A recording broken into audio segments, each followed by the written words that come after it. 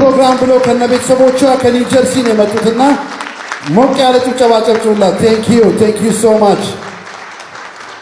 እናመሰግናለን። ቁጭ በሉ። أعوذ بالله السميع العليم من الشيطان الرجيم من حمزه ونفخه ونفسه. الحمد لله رب العالمين والصلاة والسلام على أشرف الأنبياء والمرسلين نبينا محمد وعلى آله وصحبه وسلم. السلام عليكم ورحمة الله وبركاته. Today I come here to speak to the people of a country that is deeply rooted in my heart. It is a country of many prominent Sahabi, Bilal ibn Rabah radiallahu anhu, Ayman radiallahu anha, and the great and just King Najashi. This beautiful country is the country of Habasha, and it is loved and trusted by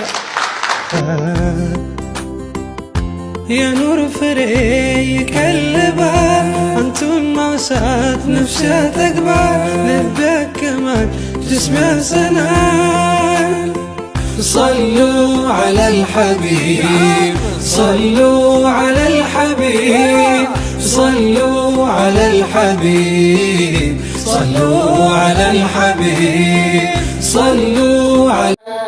And he continued until ayah 33 of Surah Maryam.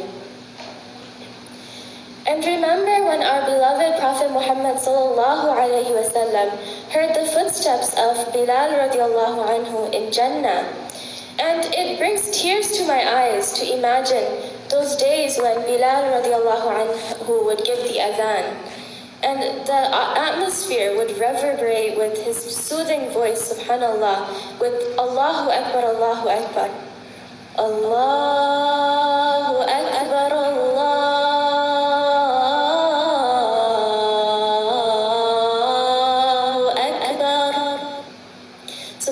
his heart-trembling voice pierced through the hearts of the early Muslims. And Bilal ibn Rabah was from Habasha.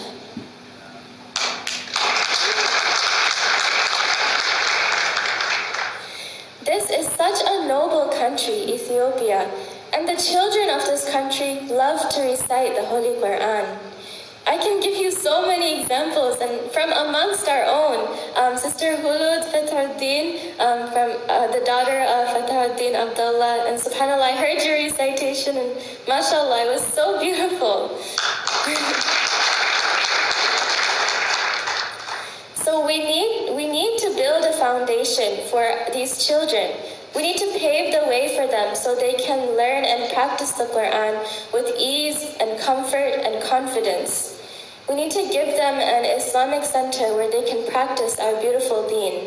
Alhamdulillah, Salam Foundation is taking the initiative to create a community center, an Islamic institute for the next generation of children.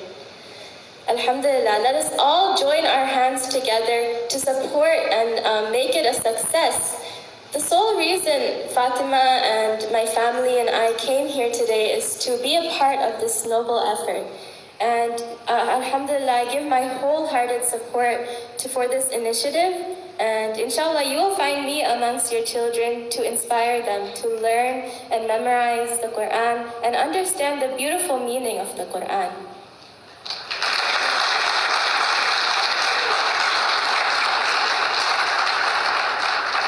And our beloved Prophet Muhammad sallallahu alaihi wasallam said in a Sahih hadith, خيركم من تعلم القرآن وعلمه.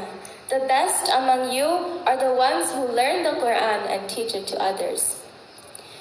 I will end my speech with a beautiful recitation of Surah Al-Fussilat. It also speaks about the importance of charity. أعوذ بالله من الشيطان الرجيم. بسم الله الرحمن الرحيم. حميم.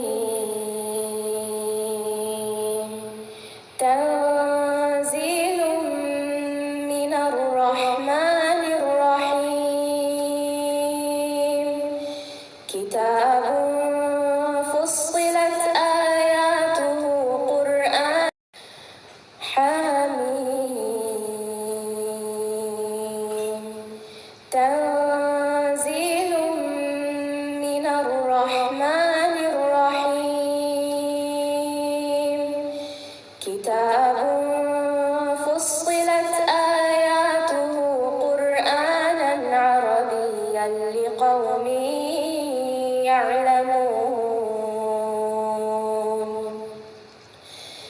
بشيرا ونذيرا فأعرض أكثرهم فهم لا يسمعون وقالوا قلوبنا في أكنة مما تدعونا إليه وفي آذاننا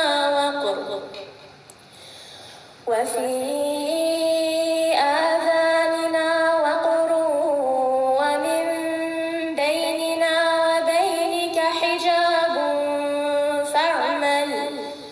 فاعمل إننا عاملون قل إنما أنا بشر مثلكم يوحى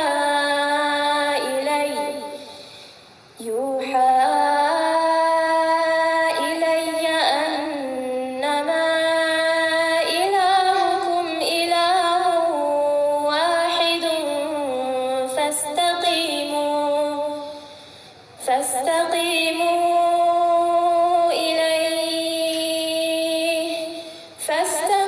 فاستقيموا إليه واستغفروه وويل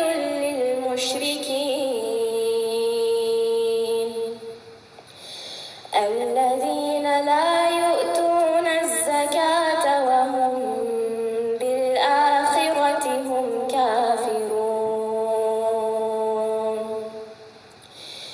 إن الذين آمنوا وعملوا الصالحات لهم أجر غير ممنون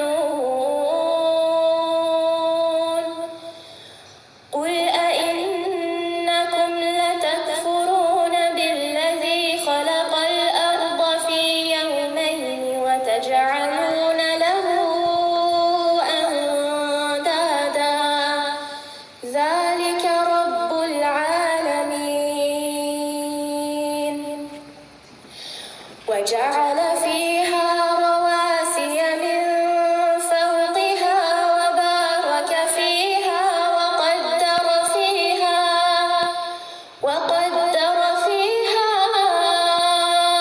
أقواتها في أربعة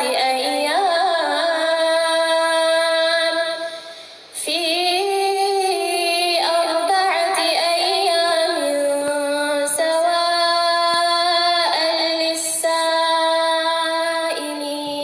للسائلين ثم استوى إلى السماء وهي دخان